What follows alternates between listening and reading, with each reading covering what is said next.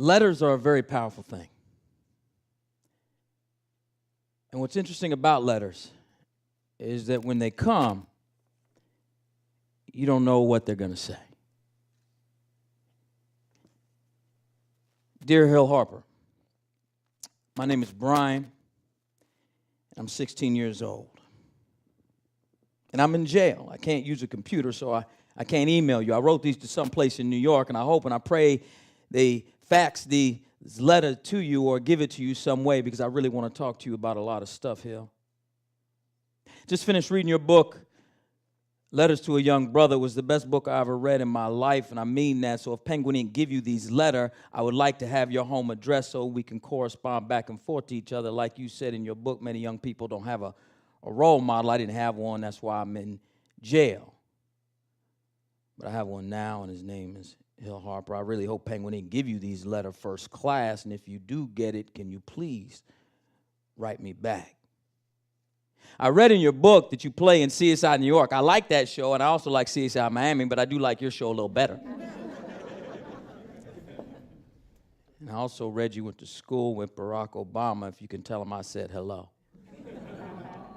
If I was at home, I'd vote him president. If I was older, I'm only 16 years old. And I'll tell you why I'm in jail and how much time I have if you write me back, or even if you get my letter, which I hope you do. Well, that's everything for right now. Hope you write back, your friend and brother, Brian. So it was one of those days I was running out of my office, and my assistant handed me a little packet. And usually when I'm jumping on a plane, she'll give me things. It's, sign a picture or sign a book or sign this or do this. And this letter happened to be slipped in there. And I was flying across the country, and I pulled this letter out. I actually felt sorry for the woman sitting next to me, because when I read this letter, tears started coming down my face. And what was interesting about that is I think she thought I was going to do something bad on the plane. She thought, it was like, this guy's getting a little emotional. What's he about to do, rush the cockpit? By the time I landed, I decided, you know what, I'm going to do something for Brian. I'm going to be interventionist. I really had not much a connection to the issues of incarceration in our country. And this was the first letter I'd gotten from prison. But what started to happen is that the next week I got 2 more. And then the next week I got 5 more. And then a month later I got 30. Then the next month I got a big box of book reports. Unbeknownst to me, there were judges, particularly juvenile court judges across this country, that were assigning my book, Letters to a Young Brother, Manifest Your Destiny, to young brothers who were coming through. Now, I felt a couple different ways about this, because I was like, you're assigning my book as a penalty? But they were having them write book reports. And I guess the judges were getting these reports, and they were like, I don't know what to do with them. They would just send them to Hill Harper, I guess. So if you go to my office, I have letters and stacks of book reports. I have letters from brothers from Florida, Chicago, California, Hawaii, all over. I figured they must have thought that since my book was called Letters to a Young Brother, that, I'd be receptive to getting letters. What I started to realize, though, is that I couldn't stay in touch with everybody. I couldn't write everybody back.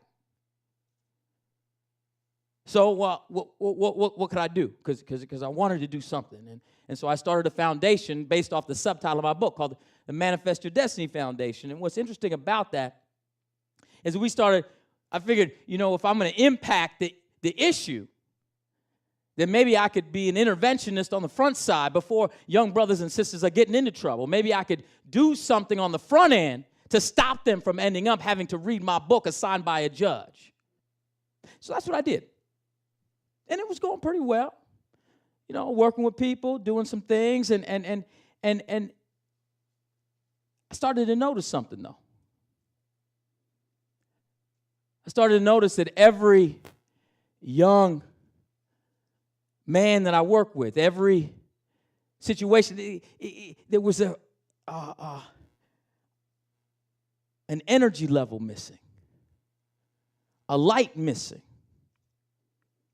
Like those young brothers right here, these two. You see how he's kind of looking down? I started to notice a trend. Started noticing a trend that a lot of the cats I work with, they kind of sit back like this and keep their head down. And they never really raise their voice very loud. They be looking like that, and everything was just real measured. It's real down. I started to think, well, you know that Jay-Z lyric where he talks about, he said, I ain't past the bar, but I know a little bit, so I'm not going to let you illegally search my shit. You know? Well, I started thinking about energy. And like that lyric, I'm no Neil deGrasse Tyson, and I don't have a PhD in physics, but physics is an interesting thing. Because if we're actually going to impact an issue, then it's going to take some measure of energy. And if I'm interacting with so many young brothers and sisters that have so little energy, then I realize there's no way we can impact that issue. If we talk about the issue of mass incarceration, we're living in a country where we're 5% of the world's population, but 25% of the world's inmates, where we have more black men in prison today than were slaves in 1860, where we're the only country in the world that will sentence a juvenile to life in prison without the possibility of parole. There's a mass incarceration abomination happening, yet if we don't have the energy to actually change it, it'll never change. Now, that's all top-down stuff, which is great. And there's a lot of people working on changing policy, changing laws, changing things from the top down, but I've always been more interested from bottom up. How do we change the individual? How do I change that brother right there? And this is where physics comes in. Now, this is an interesting thing. We associate Einstein with E equals MC squared, a theory of relativity. Things are all relative, you see. So let's break down energy real quick. Now, the interesting thing about energy is that there are a few laws in physics that tell us. The first law is that to move a mass that's in stasis, to change the composition of something, energy or force is required to do that. Is that correct? Is there a PhD in physics here? I just want. Oh, in the back? Good. You corroborate what I'm saying? Fantastic. You just ruined my talk. But, so if we're actually going to change something that we want to change, and what's interesting about that concept, that if it's a big issue, like mass incarceration, if it's a big problem, then what's required? A great deal of force or energy to actually change it. Yet most of us walk around this world with too little energy. We collaborate in having too little. So, what does that mean? Let's talk about this. Potential energy. Now, that's the energy that's actually there but's being unused, because there's another law of physics that tells us that energy cannot be created or destroyed. That means the energy to change something already exists in each and every one of us. Everybody in this room right here as a collective could actually change all the things we're going to talk about today, because the potential to change them already exists. Yet we have to change that potential energy into something more active. Yet somehow we've allowed something or somebody to steal our light. And light is a very powerful type of energy because it shines light into darkness. It exposes darkness. It exposes truths. Yet if we allow forces, institutions, systems, and individuals to spread what I call fear, which is false evidence appearing real, misinformation, we can't shine light onto it. And then there are very many tools of theft of light. I would suggest to you that poverty is one of the number one tools of theft of light. I would suggest to you that drugs, violence, undereducation, miseducation is another tool of theft. I would suggest to you that military and siege-style policing and profiling is another tool of theft. I would suggest to you that self-hatred and the fact that blacks and Latinos fight is crazy to me. Another tool of theft. Yet most of us don't want to actually be reductive in breaking that down and figure out, okay, well, how do I fit into what light has been stolen from me and where my potential energy lies and how I can turn it into this first powerful type of energy that I want you guys to think about. Who here went to church when they were young, particularly a black church? Can someone tell me the number one song that a young child learns? What's the first song you're going to learn in church? What is it? This Little Light of Mine. You're absolutely right. And could you lead us with just the first verse of This Little Light of Mine? Come on, everybody together. I'm gonna let it shine. That's right. Come on, y'all. This is the fastest tempo I've ever heard of this song. I'm gonna let it shine. Okay, stop. Did y'all know that This Little Light of Mine is actually a physics song? It really is. It's a song based in physics. It's all about this. It's all about radiant energy. And I would suggest to you that what we have to first think about is taking whatever potential energy that already exists in us individually and then collectively and turn it into radiant energy first. We have to actually start to walk around with a little bit more light, or else we're never going to change anything. The conversion of some of our potential energy into radiant energy is the critical first step, because the beautiful thing about radiant energy is that it affects other people.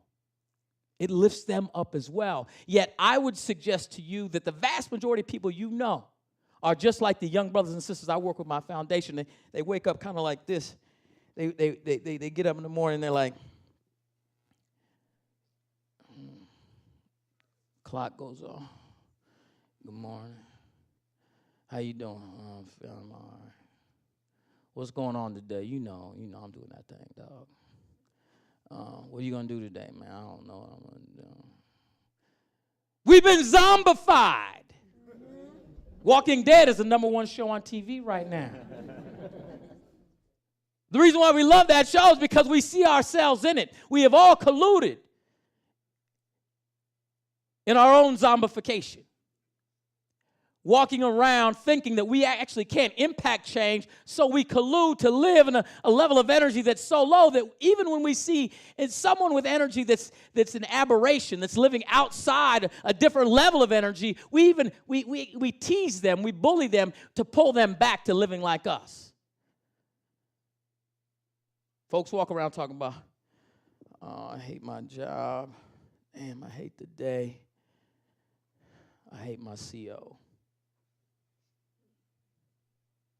I hate my wife. I hate my life. Yet, we won't change it. We don't think we have the energy to change it. So if we can get that radiant energy first, it's got to come from there first. We can then start to think about shifting it to the next, what I believe to be the most powerful form of energy. And that's kinetic energy. The energy of action, the energy of activism, the energy of actually saying, I am going to affect this situation. Number one, my life first. Number two, the life of my family. Number three, the community. Number four, my block, my neighborhood. Number five, my city, my state. I'm going to be energy in motion. I'm going to be active. I'm going to have action. I'm going to take action. I'm not going to let others that are colluding with too little energy to pull me back. I'm going to talk louder. I'm going to move faster. I'm not going to accept no for an answer on any occasion. I'm going to let you slam 100 doors in my face. I'm going to knock again, or I'm going to kick it in. That is kinetic energy. That's the energy of action. Now, the question then becomes, how do we do that? Because it's easy for me to say, well, you know what you need to do? You need to change that potential energy to this and this and that and that. But where does that really come from? What's the source of that? Now, I'm a word monger, y'all. I love words, right? Because I think the words that we actually use as we go through our journey actually impact our walk, as well as those around us. And one of my favorite words is the word courage. If you know anything about the etymology or the root of the word courage, it's cœur. If you speak French, you know that means heart. Most people think that courage is the antithesis of fear, but that's actually not true. What courage really is just living from your heart. And you see, you can't switch any potential energy into radiant or kinetic energy if you don't get into your heart first. Because courage ultimately will determine that. What makes your heart beat faster? What issue do you want to impact? Where do you want to point your energy? You see, I can't answer that for you. Brother Bain can't answer it. Nobody else. Because the thing is, if you choose to work on something in your life of your family, your community, an issue that someone told you that you should care about, or you think you should care about, or you think it may help you or make you look good if you care about it, then you know what? When the obstacles come, you won't continue. But if it's in your core, if it's in your heart, you will continue. You can't be defeated if you continue to access that energy. So, for me, I started thinking about what I really cared about, and I was at a conference, and this brother here, Brian Stevenson, he issued a challenge. Now, Brother Bain was just up here, and on one of his slides, he just talked about the fact of reducing America's prison population by 90% by 2020. Now, that's extremely ambitious, and it's more ambitious than the challenge that Brian issued to me, which was over the next 5 years, could we reduce this country's prison population in half? And then the way I heard that, now he didn't say it this way, the way I heard that was half by 2020. So I was thinking half by 2020, could we do that? We got 2.3 million inmates across this country. Reduce it by half. You know, I'm not that good at math, but that comes down to about 1.1, 1.2 million. Now, how do we do that? What level of energy or force would be required to take this mass of 2.3 million that is stuck in prison and force it and move it to cut it in half? That's where my core is right now. And I vow to leverage every bit of energy that I have in that effort. I vow to leverage every bit of celebrity, every bit of resource, every bit of platform that I have to dedicate it towards half by 2020. And I will ask you this. Where are you going to take your energy? What makes your heart beat faster? Where are you going to vow to turn your potential into radiant and kinetic? Where are you going to shine the light and where are you going to take action? Make a choice. And every time you wake up a little tired, and every time you hear somebody around you waking up a little tired and not saying, today is the day I'm actually going to change the world. Today is the day I'm going to make a difference. I'm going to move the meter. And if you stack a bunch of days like that together, the next thing you know, you've already moved it. And it becomes habitual.